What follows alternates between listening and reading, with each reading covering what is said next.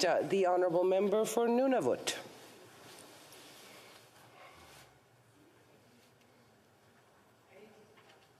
I'm sorry, I didn't have a question. Am I doing my statement now? Yes, resuming debate. It is your turn. Yes, thank you. Thank you. Thank you. I want to thank the member for North Island Powell River. I have appreciated her leadership in this important issue. From the beginning, this government has broken many promises made to Nunavummiut and indigenous peoples broadly, and specifically when it came to rolling out pandemic supports. In this statement, I will paint a picture of the structural challenges Nunavummiut experience and highlight the importance of passing this important bill. Bill C-12 fills a small gap in serving the needs of Nunavummiut. However, its insufficiency still presents a problem when one considers the structural challenges already in our wake. Well before this pandemic, Nunavummiut have also been struggling with an affordability crisis, unemployment, poverty, and food insecurity. The Government of Canada states that Nunavut has the highest cost of living. Roughly 4 in 10 residents of Nunavut are on social assistance, the highest proportion in the country. Because needs like heating, basic needs like heating and electricity are even more expensive because almost all of Nunavut's electricity is generated from diesel fuel. There are 25 power plants operating in all of Nunavut's communities that run solely on diesel fuel to produce electricity. In 2016, 18% of those of working age in Nunavut were unemployed. For the rest of Canada, that number was 7%. According to Food Banks Canada, 57% of households in Nunavut are food insecure and are unable to afford food for their families. All the while, Nunavummiut also continued to struggle amidst a housing crisis. A 2020 report from the Nunavut Housing Corporation said there are an estimated 56% of Inuit that live in overcrowded homes. The Government of Canada states that Nunavut has the highest number of people per household. Overcrowded housing is a central cause of the spread of COVID-19. Why are these structural challenges a persistent struggle for Nunavummiut? Research from the First Nations Tax Commission notes that hundreds of millions of infrastructure proposals that are shovel-ready. However, it currently takes about 5 times longer to make an indigenous project shovel-ready compared to provincial systems.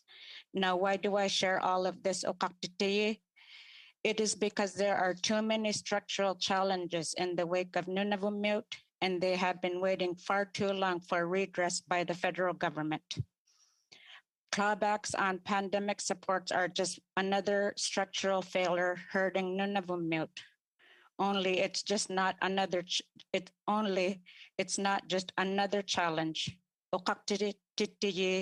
These failings on the most basic livelihoods, needs, and rights compound and exacerbate the challenges experienced by Nunavummiut. It is clear that Nunavummiut struggle with an affordability crisis. There is a prevalent struggle to feed families, keep houses warm, and keep families safe and out of overcrowded housing. Yet the government clawed back the supports Nunavut depended on. It is just not right. Now that I've laid out this context, I'd like to speak to more as to just how pandemic supports have not only failed Nunavummiut, but deepened their struggles. In early fall of 2020, the government of Nunavut expressed fear of possible tax implications, repayment, and impacts to social assistance. Nunavut Tungavik Incorporated asserted that many Nunavummiut thought it was a universal benefit and applied in good faith. Why Because messaging was not accessible to Nunavummiut. The Minister of Health in Nunavut, Minister Main, noted in January 2021 that there was a potential for his clients to get hammered with repayment requirements or clawbacks. Main criticized communications around the CERB rollout in Nunavut, saying there was no information provided in Inuktitut.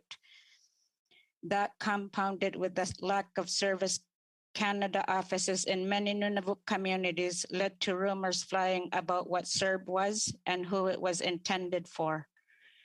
The government of Canada later admitted it had provided poor information.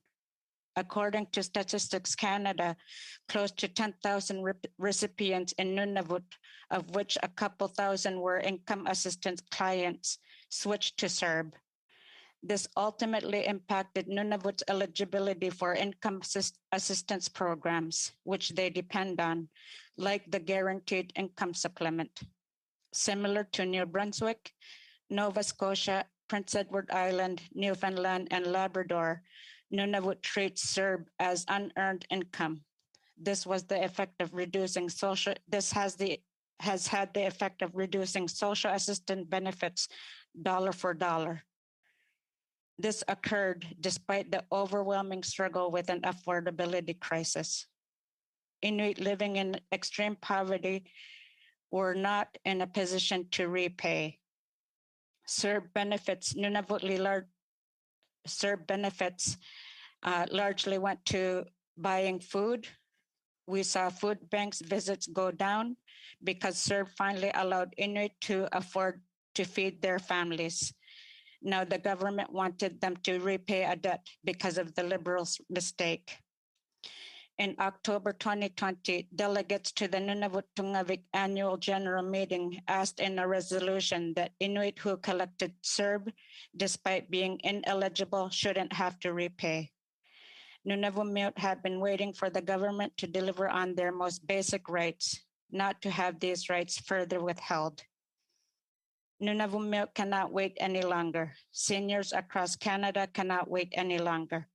This bill does not address the many immediate critical needs of many Nunavummiut, but it alleviates the struggles of the most respected in our Inuit community. Canada's poorest working seniors have been cruelly punished by the government simply for receiving legitimate pandemic supports like any other working Canadian received.